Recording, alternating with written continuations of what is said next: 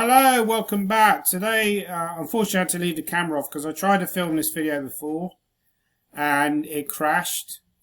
So if anyone knows anything about ScreenPower, let me know. I'm trying to film videos on ScreenPower and every time I have the camera on it seems to crash for some reason. I don't know why that is. Maybe my computer is just slowing down as it gets older. It can't cope with the memory. I might email them actually and ask if they know any kind of tips for trying to avoid that situation. That might be a good idea. Anyway, I want to talk about a game that I played against Mark Lyle back in the day. So we're going to continue this. Yeah, I'm sorry that you can't see my pretty face today. I've actually lost a bit of weight lately because I've been going down the gym a lot. Do a bit of running. As you get older, you have to take more care of your body, unfortunately. Around about when I played this game, which would have been in the mid-1990s, I actually weighed about 10 and a half stone around about this point in my life. So I would have been about 19 at the time. And it was only when I started getting into the booze and I started getting to sort of like mid-20s that I started hitting like 13 stone. And I never really recovered. I never went back to that sort of 10 stone kind of category. I was like a skinny little rake when I first got on the UK chess scene. That's probably why I was quite good. Unfortunately, however, I had another bad habit, which we're going to talk about already. I had a bad habit already. We're going to talk about this during the video. So I got this position against Mark, and I went bishop a3, which looks like a normal move. And he went knight f7. I went bishop c4, and he went g4. It's a move I missed, probably. So it was around about this point of the game where I got distracted. And the reason I got distracted from memory is I went for a walk. I went for a wander and I went back to my hotel room, which was staying. I'm not sure exactly where this game was played. I believe it was somewhere like in south of England. Obviously at the time I was living in the southeast of England. I was living in southeast London. But I was already heavily into horse racing, sadly. Like a lot of failed gamblers, the first bet, unfortunately, that I had, I won. I remember it was a horse race. And I stuck a bet on some horse. I just had a feeling it was going to win. It was like 10 to 1 in the tissue, in the paper. So I went down. It was a betting shop in Catford. I think my dad was with me, actually. He was there when I either put the bet on for me or I put the bet on myself. I would have been about 14 or 15 at the time, maybe even younger. And it came into like 2 to 1 and it ended up winning. And obviously that created like this death spiral where I suddenly got into gambling. I got into horse racing. And so 1995, I was heavily into horse racing, was fascinated by this horse called Celtic Swing. They won a Racing Post by about 10 lengths. It was this monster performance in a Racing Post trophy. Obviously, at that time, I wasn't aware of the stuff like bounce factor, the idea that maybe it won that far because it was on soft ground. And it was, different levels. It was running against a horse trained by, I believe it was this famous French trainer called André Fabre, called Pennycamp, that won the Dewhurst, which is generally a more traditional trial for the 2,000 guineas. The Racing Post tends to be historically a better trial for the Derby. But the way that Celtic Swing won that race, he was made favourite for the 2,000 guineas. Pennycamp won the Dewhurst, I think, by a short margin. I think if I can remember correctly, Celtic Swing was owned by Peter Saville, who later became the chairman of the British Horse Racing Association. And who was the trainer of Celtic Swing? It might have been someone like Mark Johnston, right? Or am I getting confused? I'm probably forgetting who trained Celtic Swing. But it was that kind of like northern kind of horse, right? It was a northern horse. Anyway, so I went to the hotel room. I watched the race. Right, and I was hoping that Celtic Swing would win. I probably had a bet on Celtic Swing. It lost to Pennycamp. Fair and square, got beat fair and square, right? It was quite close race, but it lost. So it failed to back up. It won the Greenham, the trial, came to Newmarket. I don't think Pennycam had a prep, or if it did have a prep, it would have been in France. And it beat it by about half a length or whatever it beat it by, maybe even further. And I remember going back to the board to play Mark and feeling utterly dejected. And I got distracted. And I would always, like, my head was somewhere else. My head was still in that race. So this is why it goes to show you, when you're playing chess, concentration is so important. Actually, Sokolov, I remember reading Sokolov was giving some advice. He said, don't even look at other games. You know, because if you're looking at, you see people at tournaments, they wander around looking at other games, constantly looking at other games. You're distracting yourself from your game. So here I went Queen F2, and I think I probably played that move quite quickly. I think I'd missed his move G4, and I think there were better moves around about this point. Was I actually doing well at this point? Yeah, I was winning, but I needed to start being accurate. And now I play this move quite quickly, missing G4. Then I took fairly quickly, probably, because I was distracted by this horse race. Yeah, which was already a big blunder. So I'd stopped calculating at this point. I was just... Okay, so he went knight h6, actually. That was a big blunder. And maybe it was here, actually. Maybe it was here where I came... Because it was so long ago, I can't actually remember the specific details of what actually happened. But I remember... Somehow I screwed up.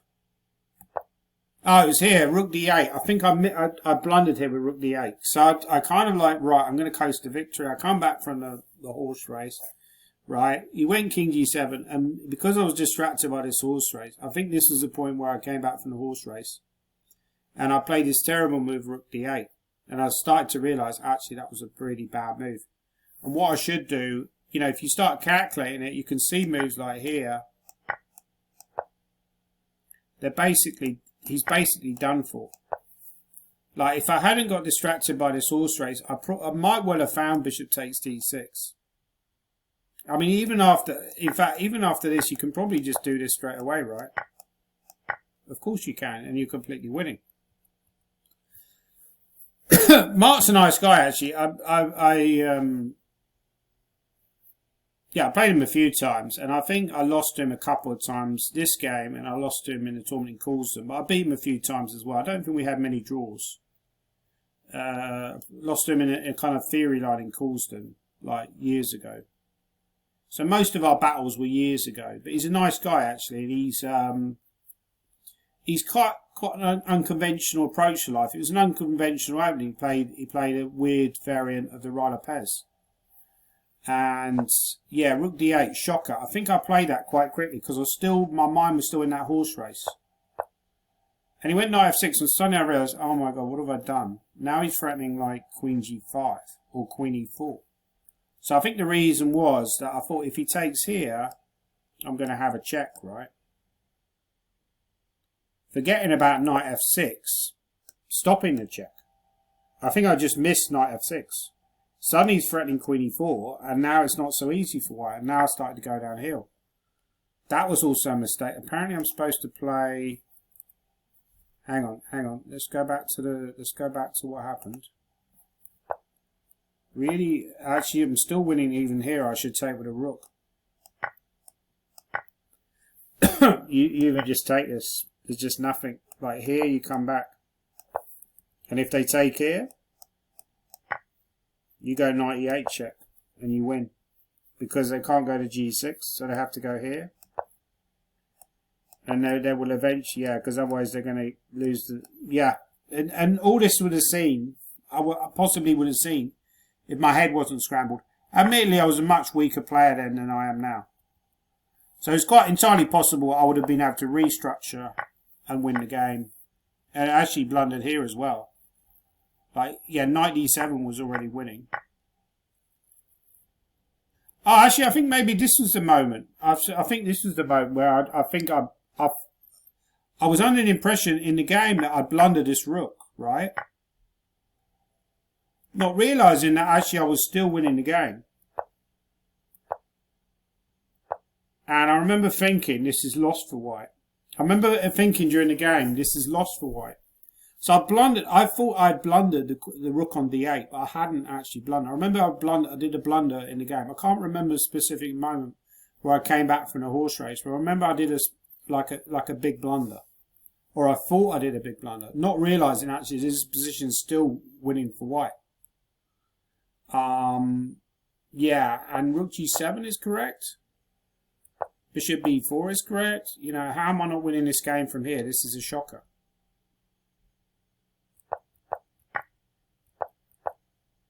I went bishop d3 and lost on time, which is a terrible blunder. Why am I going bishop d3? That's just a horrific move. Why am I not going rook b7, which is plus 12? So actually, when I look at some of these games, they're very strange games. So there was something very strange going on in my brain at that time. And, you know, I don't normally get into time trouble these days. I did lose a game on time. I thought the only game I ever lost on time was to Miroslav Huska, which would have been around about this time period in my career. But in fact, he's saying that I lost on time to Mark Lyle as well. So, very interesting game. But yeah, I just want to talk a little bit about that experience of leaving the board to go to your room. And the consequences of that. Well, not necessarily going to your room. I remember I played in a Wally Quinborn tournament in 1997, which was in Birmingham. And in the Saturday, I played in the afternoon game. So I think you had 3 games on the Saturday in that tournament. You had the morning game. So it was already on 2 out of 2, and I played Colin Crouch. And I was black against Colin. I was already like IM strength by that time, because I became an IM in 1997. And during the game, I went to the pub, which was just across the road. So this is even more extreme example. I went to the pub, which is just as you turn left from the venue from memory. It's still there now. The same pub's still there now. And I went in to watch the Derby, which was on, and it was won by Benny the Dip, trained by John Gosden, from a fast finishing Silver Patriot, ridden by Pat Eddery, the late and great Pat Eddery. And Silver Patriot went on to win the St Ledger. However, the race was massively delayed. So I went in to watch the race. It was then massively delayed for some reason. So I'm waiting around. I'm like, when's this race going to finish? When's this race going to start? I must be massively down on the clock against Colin. I've lost like half an hour. I'm going to lose on time if this race doesn't start. So eventually the race started. I watched the race. I rushed back to the board. Amazingly, he was still thinking. Obviously, it was my day because I ended up winning the game. I don't think I won on the Derby, but I didn't back Benny the Dip. I'm not even sure if I did have a bet on that Derby or not. I've been to a few Derbies in person, actually. I've been to... I went to the Derby that was won by High Rise, which was trained by Luca Kamani. And also the one that was won by High Chaparral. So if you ever have a horse running in a Derby with the name High, with the word High in its title, you should have me there as a lucky kind of guest. I remember I went to the one, High Rise. It was, High Chaparral won against Hawkwing. And I backed the Godolphin horse in that, which had a horrible name. I can't remember its name. And I was there with Ali Wilson, actually, who's a friend of, used to go out with Simon Williams. And she lives in that area. She's from that kind of Surrey kind of area. So I got into horse racing, and betting in a big way. But yeah, I used to go back to my room occasionally to watch horse races, and that looks dodgy. There was a famous story about Kasparov got told off by the arbiters at a tournament in Linares because he would be going back to his hotel room during the games. So I think the actual chess was taking place in the hotel, and he was going back to the hotel room to look at his not to look at his games, but just to relax. Well, that was what he was claiming. He wasn't looking. I don't think he was cheating. He was just trying to relax and sort of like chill out, in theory. obviously he could have been cheating. Very interesting. Kramnik would say it's very interesting. You can't do that now. They changed the rules. You're not allowed to leave the actual playing area.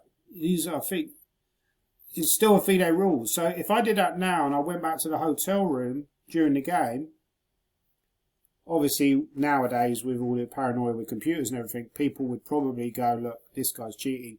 I'd probably get defaulted by the arbiters.